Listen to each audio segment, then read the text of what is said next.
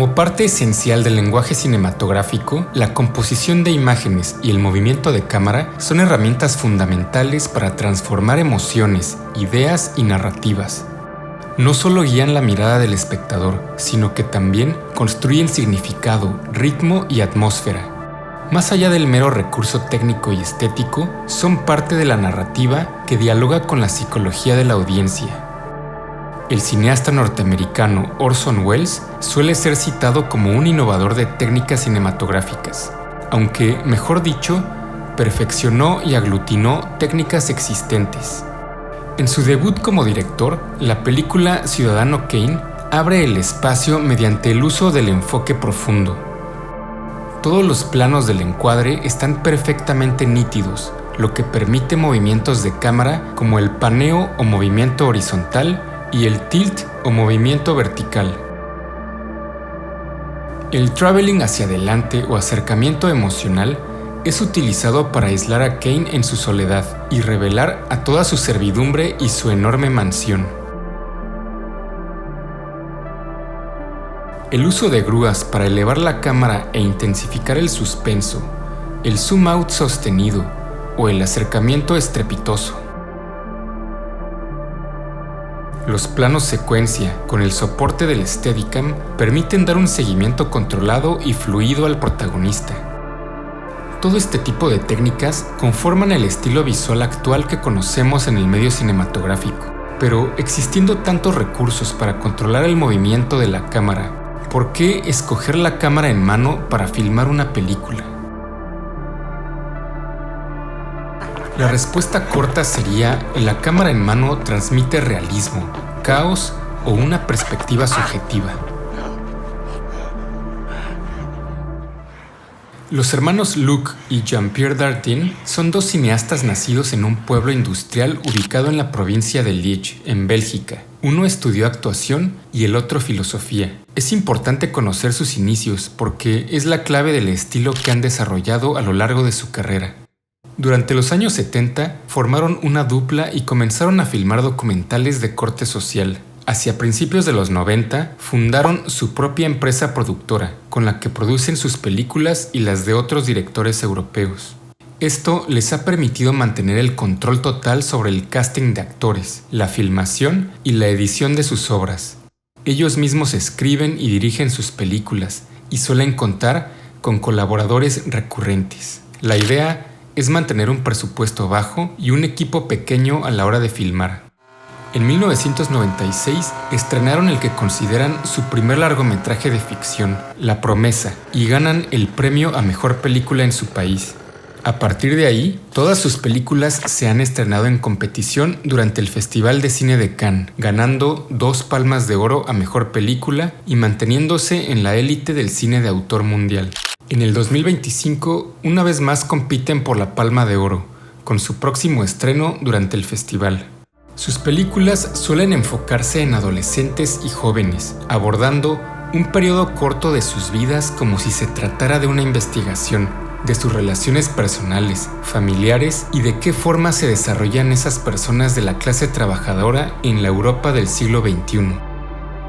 Como escribe la autora Emily Bickerton, cada una de sus películas empieza con la misma simple pregunta: ¿qué significa ser un ser humano hoy en día? Los hermanos logran contestarla a base de una rigurosa precisión, disciplina y esa particular forma en la que usan la cámara y construyen cuidadosamente cada escena, confiando que el espectador tiene la capacidad de dilucidar aspectos clave de la trama, pues hay mucho que queda fuera del encuadre que no vemos en pantalla. Desde su primera cinta mantienen una serie de reglas determinadas, como filmar exclusivamente en locación y con una iluminación preferentemente natural, al igual que el movimiento neorrealista italiano en los años 40 y 50, usando lugares reales en vez de estudios de filmación, como la escuela de carpintería en la película El Hijo. Muchos críticos han hecho una conexión también con el cine del director francés Robert Bresson. Ambos predican un estilo de cine minimalista, privado de artificios, suelen evitar la música extradiegética, sobre todo los hermanos Dardenne. Hay una clara similitud entre la película Mouchette y Rosetta, Ambas tratan sobre mujeres adolescentes con claras limitaciones, prácticamente indeseadas y sin apoyo familiar, sin ningún lugar a donde ir y con poca esperanza para el futuro. Pero a diferencia del meticuloso encuadre de Bresson, la cámara en mano de los Dardenne parece siempre ir un paso atrás del protagonista, y en el caso de Rosetta, literalmente corriendo detrás de ella. Desde los segundos iniciales, Rosetta deja claro que su protagonista está furiosa, antes de decirnos quién es ella o por qué está enojada. El cinefotógrafo Alan Marcoen la persigue por los pasillos y escaleras hasta toparse con las puertas azotadas en su cara. La película inicia con una sensación de urgencia poco antes vista en el cine y de inmediato nos mete a la intimidad del personaje. Nos encontramos en una fábrica y Rosetta ha sido despedida de su trabajo por razones poco claras. Je fais bien mon travail ou pas? Oui. Alors pourquoi est-ce que vous voulez que je parte? Je vous l'ai dit, vous avez été remercié parce que vous avez terminé votre période. Por lo que ella se resiste a marcharse y termina por agredir físicamente a su jefe. El estilo documental de filmar genera una resistencia.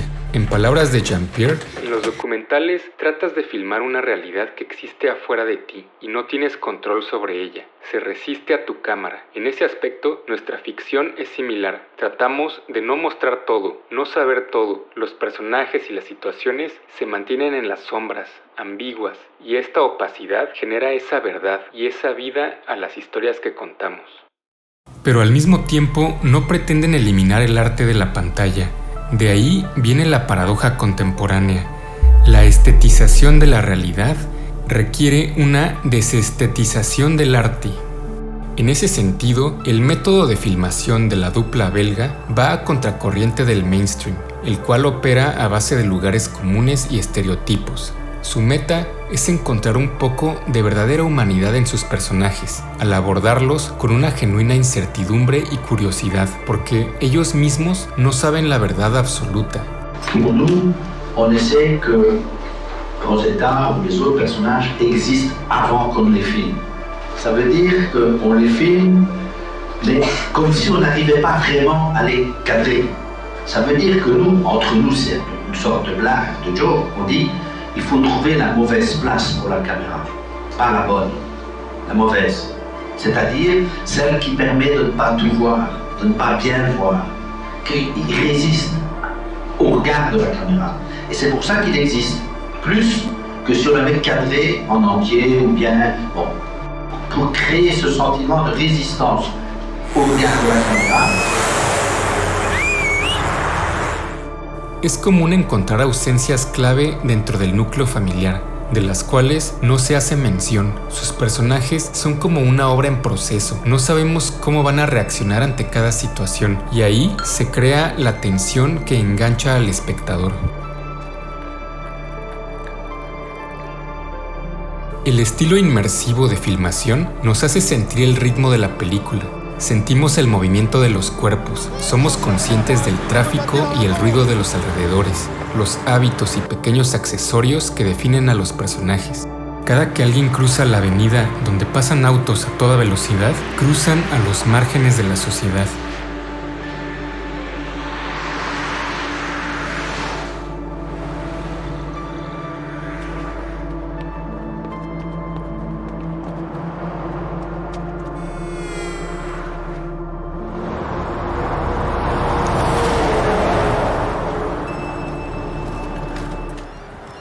Como escribe el crítico Jonathan Rosenbaum, la fisicalidad y pesadez del filme termina por ser abrumadora. Los cineastas convierten el vaivén existencial y físico de Rosetta en algo que asemeja una montaña rusa.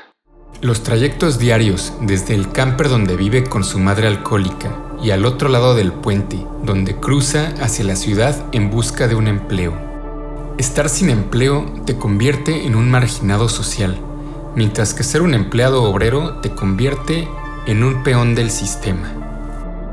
Hacia el final del filme, Rosetta tiene que llevar cargando a su madre a través del camping, y es extraordinario cómo la cámara nos hace sentir esa pesadez del cuerpo. Rosetta es una chica sombría, parca y sin carisma, y esta es la principal diferencia con el cine social realista británico, de directores como Mike Leigh y Ken Loach. Los hermanos Dardenne pintan de manera cruda, sin sentimentalismos a sus protagonistas, y no existe una pretensión activista, por más que la crítica al sistema sea inevitable. Es pour vous dire que je viendrai plus travailler.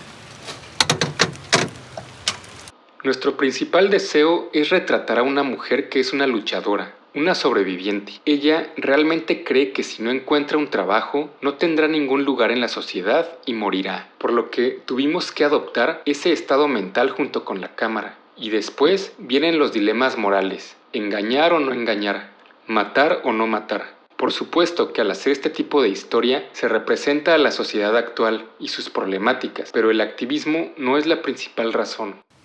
El cine de los Dardenne logra que nos interesemos por sus personajes, no importa cuántos defectos tengan y sus cuestionables acciones. Todos son humanos y por lo tanto falibles. Las tramas se desarrollan hasta el punto en que ellos deben enfrentar las consecuencias de sus actos. Si bien evitan el desenlace mortal del protagonista, sus finales nunca son el típico final feliz. Siempre son tentativos e inciertos, no hay garantías de nada, y el espectador se queda con la interrogante de ¿qué pasaría después? Cuando los jóvenes se preguntan cómo filmar una película con pocos recursos, habría que voltear a ver este tipo de cine y analizar cómo y por qué se hace de cierta manera y cómo es que han logrado el éxito internacional con cada cinta que estrenan. En un mundo globalizado, las historias simples que buscan la humanidad dentro de una sociedad cada vez menos humana siempre serán de interés y fáciles de identificarse, siempre y cuando no se adopte un objetivo ulterior y se use a los personajes como vehículos de cierta ideología. Siendo así, solo se caería en la propaganda y manipulación.